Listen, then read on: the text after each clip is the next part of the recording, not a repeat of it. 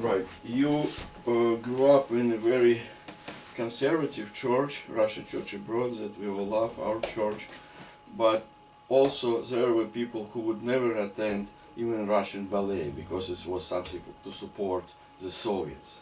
So if you show up there, you shouldn't be there. If you are a white immigrant, you were not allowed to have any relation. That's quite extreme indeed. Any relation with anything that came out from the Soviet Union. Did they drink vodka? Well, it was something common that existed before the Russian Revolution, right? So, and you were blessed to be at our reconciliation service in 2007, and now I think many people are very enthusiastic and not critical at all about things that happened in Russia.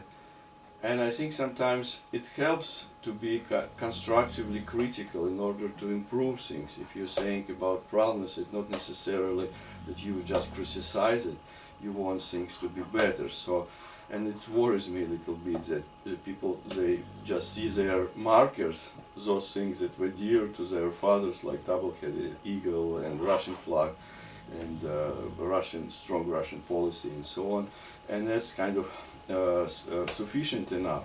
But you live here, and can you tell us a little bit more about positive things, your positive experience? And it took me 5 hours to get here from Moscow. It's sort of similar in some way to Jordanville, and it's really would epitomized Russia to me. So we're here in this place, it's most Russian as I can think of. The whole environment, the whole all surroundings here. So, and this is very strong, of course. I can relate to this. But also, this is something positive that I can see. But can you tell about your experience? Well, when we first moved to Russia, which is about 10 years ago, actually August 2006, I believe it was, I was uplifted. There wasn't a day that didn't go by that I didn't say to myself, thank God I'm here. It's like I've never lived before. I finally, it sounds a little naive, but I actually finally found myself. Mm-hmm. This is where I belong, and this is where I want to be, and this mm-hmm. is who I want to be. Mm-hmm. And this lasted for many, many years, and it's still true to a certain extent. But Moscow being an international city as well, cosmopolitan, you were saying that we live 5 hours away. We moved here 5 years ago. Right. But this is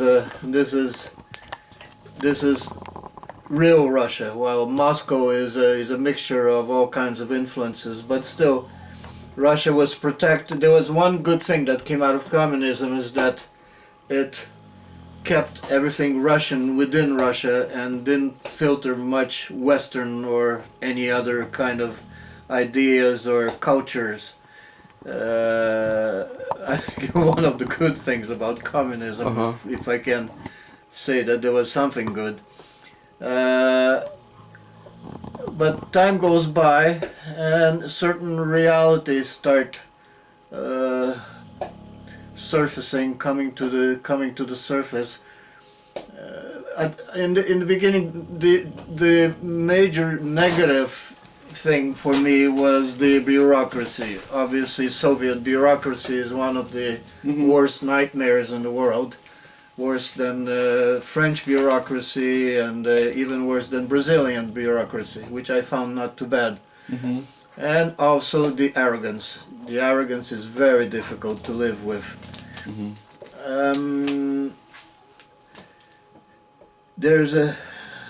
If you look at Russia in 1990, when I first came here, it was my first acquaintances with Russia. I remember having dollars and asking for somebody to exchange and give me some rubles so I could go out to the city and buy some souvenirs, and people sort of laughed at me because there was nothing to buy.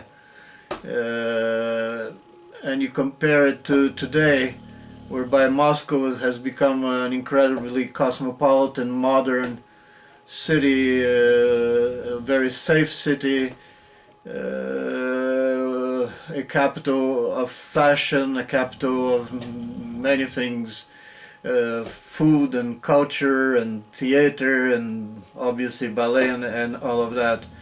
So Russia has come an incredibly long way since 1990. It's almost like another planet when you compare it. But obviously there's always a downside, and to me, the worst for me, besides the arrogance and the everlasting nightmarish bureaucracy, is obviously very questionable somewhere, because I'm not very close to the church when it comes to what's really happening, and things here are very Byzantine, very difficult to understand. Right. As opposed to when you live in the Russian Orthodox Church abroad, whereby you know just about everybody, and you know, even if you're not in very close contact, you hear about this and that, and you're quite aware of what's happening. And here is very difficult to understand, and it's all very new and evolving. Within the 20-25 years since the wall came down, and Gorbachev and all of that, perestroika, we were calculating that some 5 to 6 churches per day throughout the whole period of 20 years were being opened. So where did the clergy come from? How do you know what's really happening? Do you know what the trends are? Who's influencing what and how and where?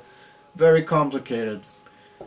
Locally, I've come to face some great difficulties associated with, hard to say, even to think, with corruption, with a very bad attitude towards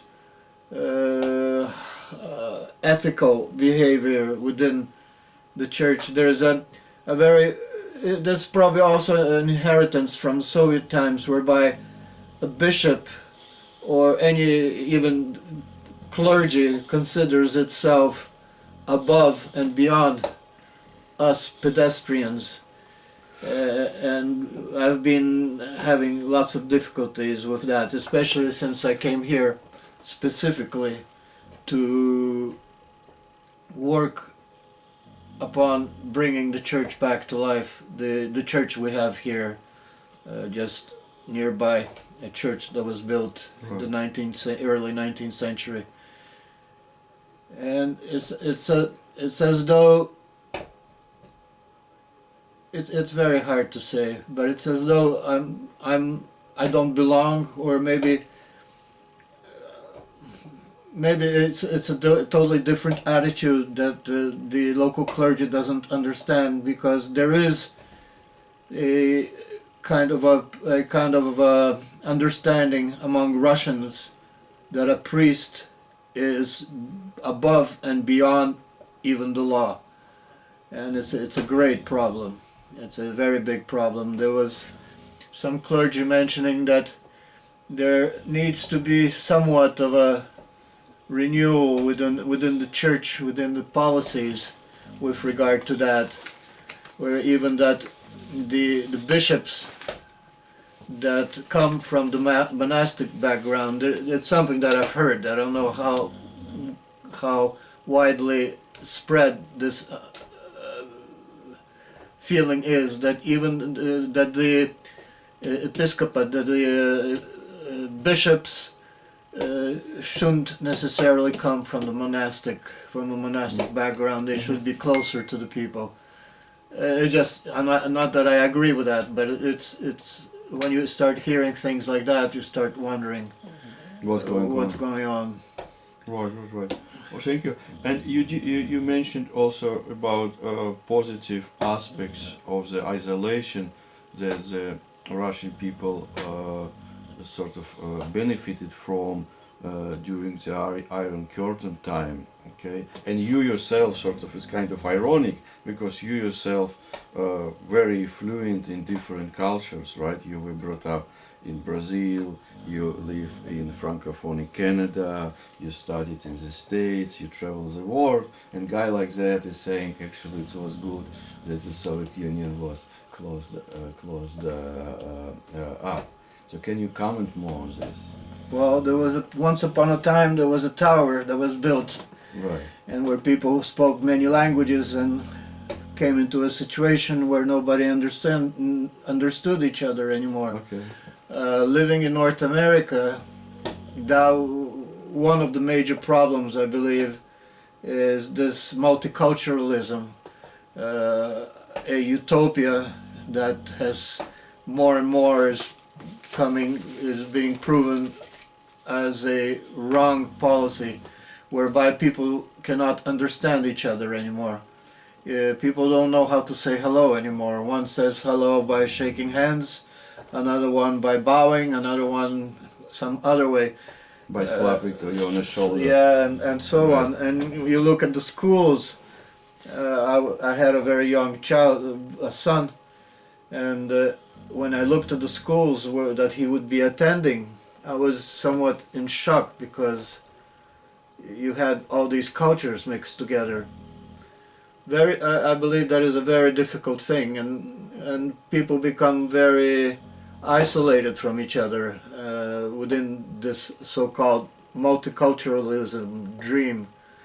When I went to Brazil, I was very happy to see that there were very few immigrants, even the immigrants only from the 19th, 18th century, and pretty much everybody was Brazilian, and everybody spoke Brazilian, and everybody said hello in a Brazilian way, and it was very, very invigorating. It's very Encouraging. yes, yes, and the same here. Obviously, look at what's going on in Europe with the so-called multiculturalism. It's becoming a multi-nightmare. All right, yeah, that's fair enough.